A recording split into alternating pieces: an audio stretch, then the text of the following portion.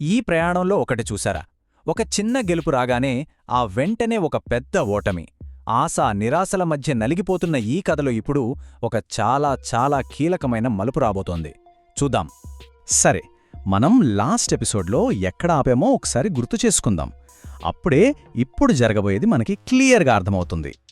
అందరూ పీని ఎంత తక్కువగా చూశారో కదా, కానీ ఒకే ఒక సమాధానంతో అందరి నోళ్లు మూయించేశాడు. ఆ మూమెంటుంది చూశారు, అది తనలో ఒక కొత్త పట్టుదలని నింపింది. కాని కథ అక్కడితో అయిపోలేదు. ఆ గెలుపు వెనకాలే అదే రాత్రి వాళ్ళింట్లో ఒక పెద్ద మిస్టరీ మొదలైంది. ఆ పాత పెట్టె, దానిమీద ఉన్న ఆ విచిత్రమైన గుర్తు, అన్నిటికన్నా ముఖ్యంగా దాన్ని ముట్టుకోవద్దు అని వాళ్ళమ్మ చెప్పిన ఆ వార్నింగ్.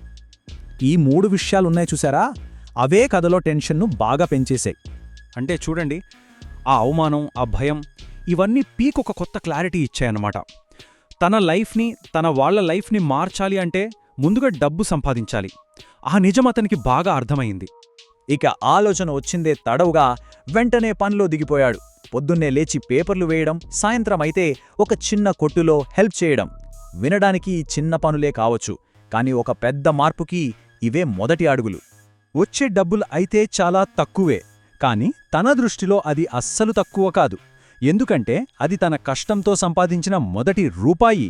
అది ఒక చాలా పెద్ద స్టార్ట్. ఆ మొదటి సంపాదన తన జర్నీలో ఎప్పటికీ మర్చిపోలేని ఒక ఎమోషనల్ మూమెంట్కి దారితీసింది.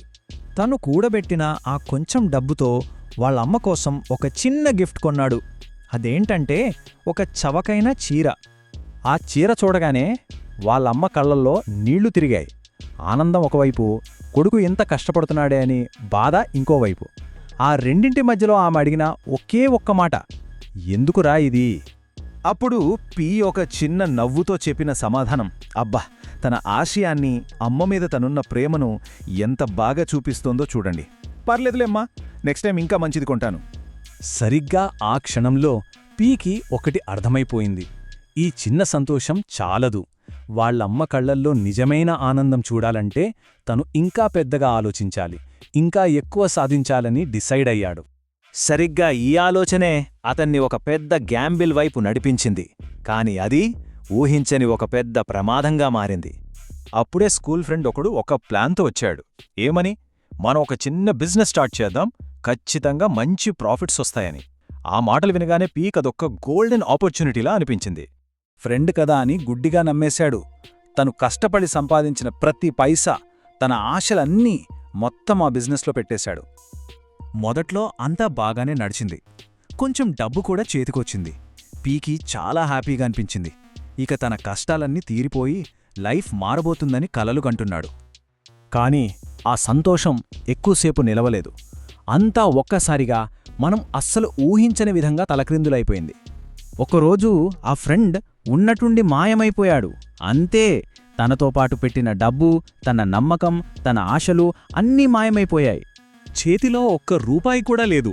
తన కష్టం, తన నమ్మకం మొత్తం బూడిదలో పోసిన పన్నీరైపోయింది.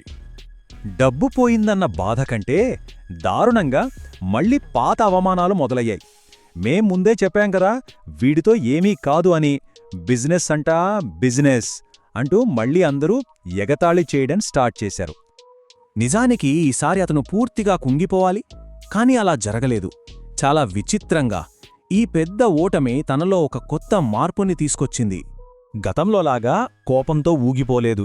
ఫస్ట్ టైం చాలా ప్రశాంతంగా, క్లియర్గా ఆలోచించడం మొదలుపెట్టాడు. కోపం పోయి ఆ ప్లేస్లో ఒక నిశ్శబ్దమైన ఆలోచన వచ్చింది. అప్పుడు తనకి ఒకటి క్లియర్గా అర్థమైంది. నా తప్పు నా ప్రయత్నంలో లేదు, నేను గుడ్డిగా నమ్మిన మనుషుల్లో ఉంది. నా లైఫ్ ఇకపై నేనే కట్టుకోవాలి అనే ఒక గట్టి నిర్ణయానికొచ్చాడు. ఈ ఓటమి, ఈ కొత్త క్లారిటీ, ఇవే అతన్ని మళ్ళీ ఆ మిస్టరీ బాక్స్ దగ్గరికి తీసుకెళ్లాయి. కాని ఈసారి మనసులో భయం లేదు. దానిలో ఏముందో తెలుసుకోవాలన్న క్యూరియాసిటీ మాత్రమే ఉంది. చాలా నెమ్మదిగా ఆ పెట్టెను టచ్ చేశాడు. అంతే, అకస్మాత్తుగా దానిమీద ఉన్న ఆ గుర్తు వెలగడం స్టార్ట్ చేసింది. సో ఇప్పుడు మన ముందు కొన్ని చాలా పెద్ద ప్రశ్నలున్నాయి. అసలు ఆ పెట్టెలో ఉన్న రహస్యమేంటి? ఇంత పెద్ద ఫెయిల్యూర్ తర్వాత పీ ఎలా కంబ్యాక్ ఇస్తాడు?